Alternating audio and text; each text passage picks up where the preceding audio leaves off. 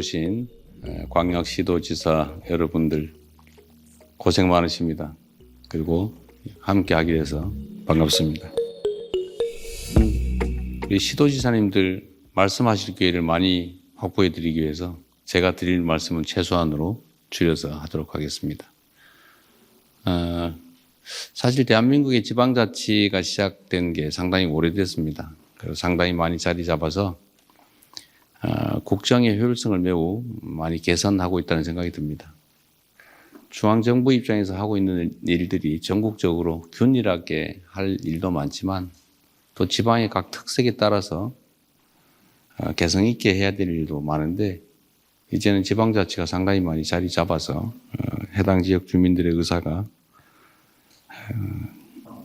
국정에 제대로 반영될 수 있도록 돼가고 있다는 생각이 듭니다.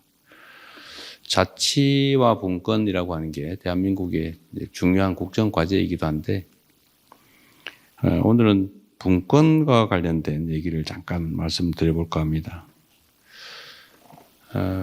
대한민국은 사실 불균형 성장을 국가 성장 전략으로 채택해 왔던 게 사실입니다.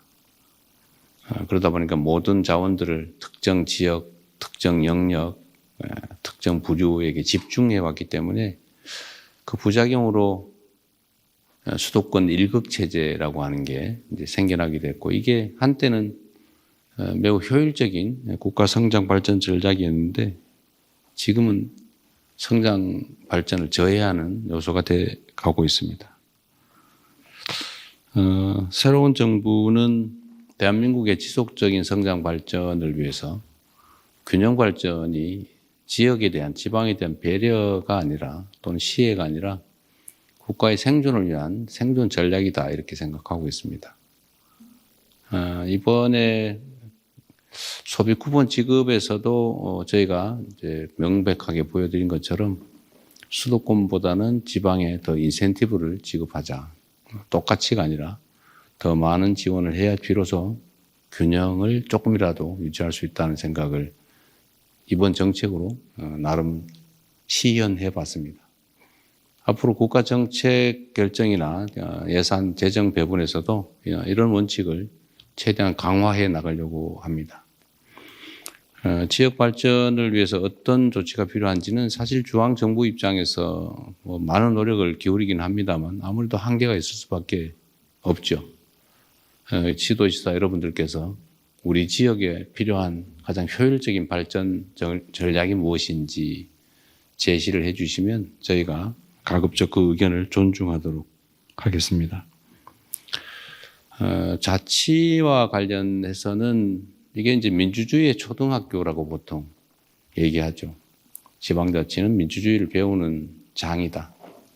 실제로 그랬던 것 같습니다. 대한민국 민주주의 발전에 지방자치가 큰 기여를 해왔고 앞으로도 대한민국 민주주의의 든든한 뿌리가 될 것으로 생각을 합니다. 지역 주민들의 의사를 최대한 반영해서 해당 지역 지방 행정이 이루어질 수 있도록 여러분도 노력해 주시겠지만 중앙정부에서도 최선을 다하겠다는 말씀을 드립니다.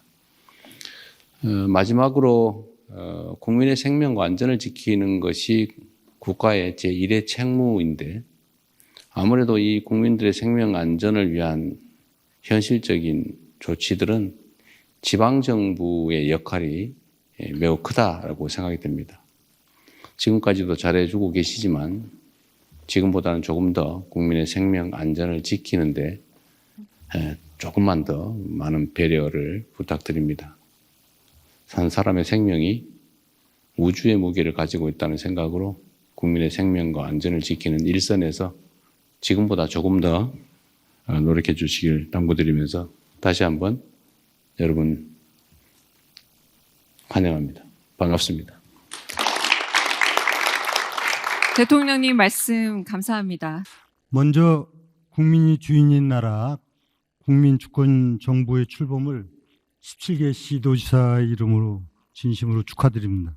그리고 대통령님께서 조속히 우리 시도지사와의 간담회 자리를 마련해 주셔서 감사합니다. 대한민국 시도지사 모두는 국민의 행복을 위한 국민주권정부의 성공을 기원하면서 지방정부 차원에서도 최선을 다할 것이라는 말씀을 드립니다. 최근 역대급 폭우로 인해서 전국적으로 많은 피해가 발생했고 이번 폭우로 소중한 가족과 재산을 잃은 시리에 빠져 계신 국민들께 슬픔을 전하면서 위로의 말씀도 드립니다. 저희 대한민국 시도지사 협의회에서도 지원할 수 있는 모든 수단을 활용하여 지원하도록 하겠습니다. 대통령님께서는 취임사에서 지금은 벼랑 끝에 몰린 민생을 되살리고 성장을 회복해서 모두가 행복한 내일을 만들어갈 시간이라고 말씀을 하셨습니다. 민생 회복과 경제 성장은 국민들의 일상 속 현장에서 답을 찾을 수 있고 또 현장에 토대를 둔 정책만이 국민의 행복을 보장할 수 있다고 생각합니다.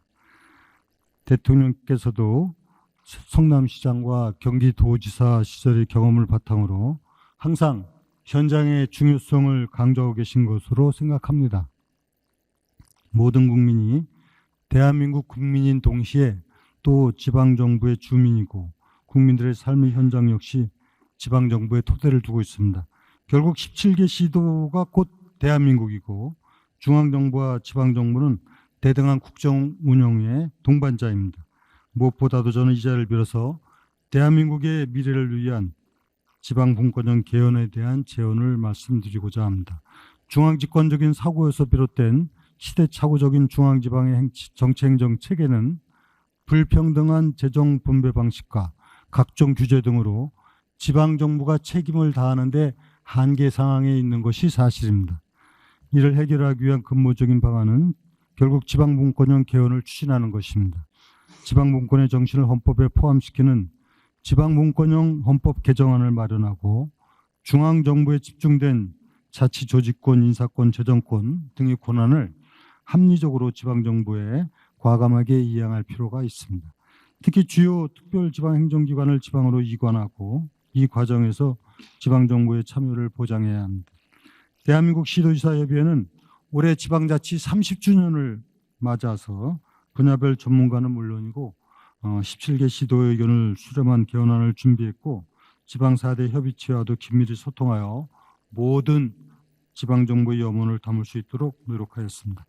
이를 위해서는 무엇보다도 중앙지방협력회의가 지방정부와 중앙정부 간 소통의 장으로서 활성화되기를 바라고 있습니다. 2022년부터 시행되고 있는 중앙지방협력회의법은 중앙정부와 지방정부 간의 소통 채널인 중앙지방협력회의를 규정해 놓고 있고 분기별로 정례회를 하도록 명시화되어 있습니다.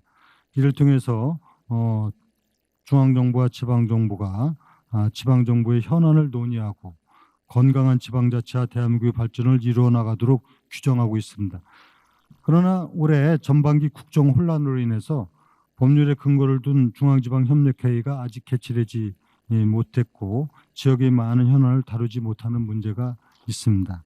중앙지방협력회의 조속한 개최를 통해서 민생의 안정과 대한민국의 발전을 도모하고 지방분권형 개헌에 대한 논의도 지속적으로 이루어지기를 기대하고 있습니다.